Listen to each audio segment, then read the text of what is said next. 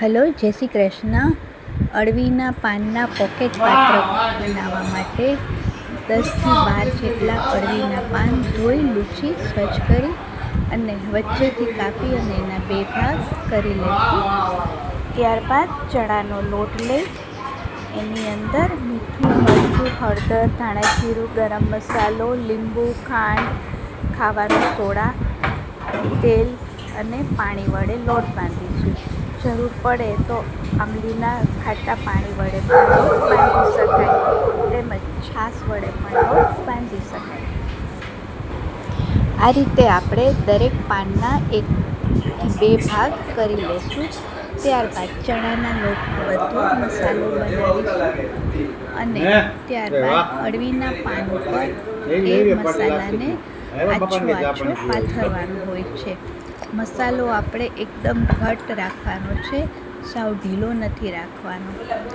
અને આની અંદર તમે ધારો તો ઈચ્છો તો ધાણા ભાજી, મેથી ઝીણી સમારેલી, ઝીણો સમારેલો ફુદીનો, આદુ, મરચાં વાટેલા, લસણ વાટેલું એ પણ ઉમેરી શકો છો. દૂધી ખમણીને નાખવી હોય તો એ પણ નાખી શકાય છે. આ પાત્રા ખૂબ જ સરસ લાગે છે. આપણે આ પાત્રાને બાફતા નથી, એને છે ને પોકેટ જેવો શેપ આપી અને આપણે પછી ખીરામાં બોળી અને તળી દઈએ છીએ. આથી સૌથી પહેલાં આપણે આવી રીતે ચણાના લોટમાં બધો મસાલો બનાવીશું.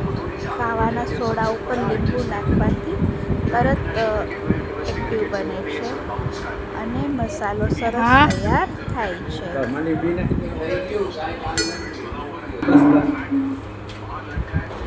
ચણાની લોટની અંદર બધો મસાલો નાખી અને ચમચી વડે ખૂબ જ હલાવવું.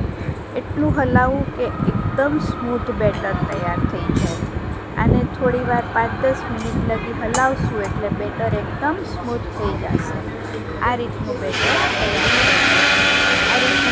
તૈયાર થાય ત્યાં સુધી આપણે એને હલાવવાનું.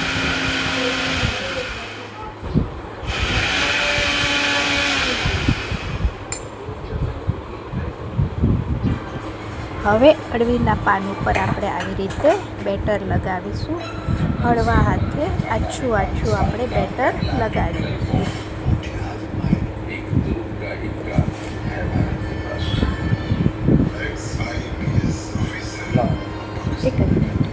આવી રીતે નાગરવેલના પાનની જેમ આપણે એને શેપ આપવાનો છે.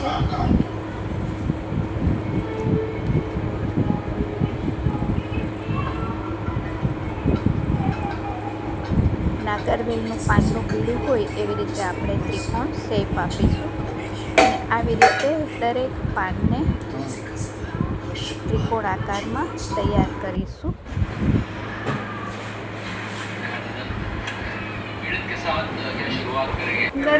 ચણાના લોટમાં થોડો ચોખાનો લોટ નાખી સેજ મીઠું અને હિંગ નાખી છે અને ગરમ તેલમાં આવી રીતે ત્રિકોણ આકાર અળવીના પાનના પોકેટને આપણે હળવા તાપે સોનેરી રંગના તળીશું. ગેસનો તાપ બહુ ફાસ્ટ નથી રાખવાનો, સ્લો જ રાખવાનો છે.